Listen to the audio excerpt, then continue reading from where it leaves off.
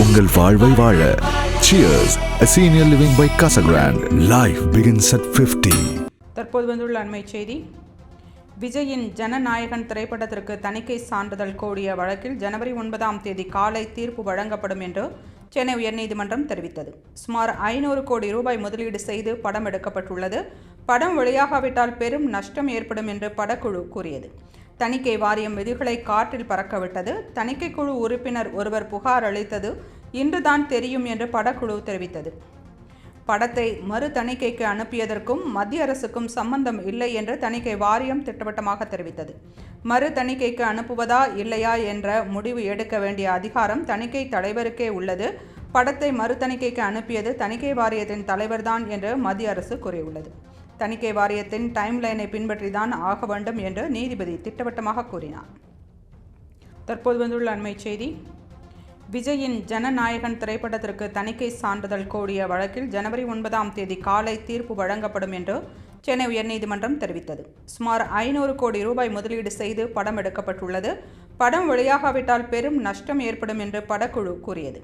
தணிக்கை வாரியம் விதிகளை காற்றில் பறக்கவிட்டது. தணிக்கைக்குழு உறுப்பினர் ஒருவர் புகார் அளித்தது இன்றுதான் தெரியும் என்று படக்குழு தெரிவித்தது. படத்தை மறு தணிக்கைக்கு அனுப்பியதற்கும் மத்திய அரசுக்கும் சம்பந்தம் இல்லை என்று தணிக்கை வாரியம் திட்டவட்டமாக தெரிவித்தது. மறு தணிக்கைக்கு அனுப்புவதா இல்லையா என்ற முடிவு எடுக்க வேண்டிய அதிகாரம் தணிக்கை தலைவருக்கே உள்ளது. படத்தை மறு தணிக்கைக்கு அனுப்பியது தணிக்கை வாரியத்தின் தலைவர்தான் என்று மத்திய அரசு கூறியுள்ளது. தணிக்கை வாரியத்தின் டைம்லைனை பின்பற்றிதான் ஆக வேண்டும் என்று நீதிபதி திட்டவட்டமாக கூறினார். தற்போது வந்துள்ள அண்மை செய்தி. விஜயின் ஜனநாயகன் திரைப்படத்திற்கு தணிக்கை சான்றிதழ் கோரிய வழக்கில் ஜனவரி 9 காலை தீர்ப்பு வழங்கப்படும் என்று சென்னை உயர்நீதிமன்றம் தெரிவித்தது. சுமார் 500 கோடி ரூபாய் முதலீடு செய்து படம் எடுக்கப்பட்டுள்ளது. படம் வெளியாகாவிட்டால் பெரும் நஷ்டம் ஏற்படும் என்று படக்குழு கூறியது. தணிக்கை வாரியம் விதிகளை காற்றில் பறக்கவிட்டது. தணிக்கைக்குழு உறுப்பினர் ஒருவர் புகார் அளித்தது இன்றுதான் தெரியும் என்று படக்குழு தெரிவித்தது. படத்தை மறு தணிக்கைக்கு அனுப்பியதற்கும் மத்திய அரசுக்கும் சம்பந்தம் இல்லை என்று தணிக்கை வாரியம் திட்டவட்டமாக தெரிவித்தது. மறு தணிக்கைக்கு அனுப்புவதா இல்லையா என்ற முடிவு எடுக்க வேண்டிய அதிகாரம் தணிக்கை தலைவருக்கே உள்ளது. படத்தை மறு தணிக்கைக்கு அனுப்பியது தணிக்கை வாரியத்தின் தலைவர்தான் என்று மத்திய அரசு கூறியுள்ளது.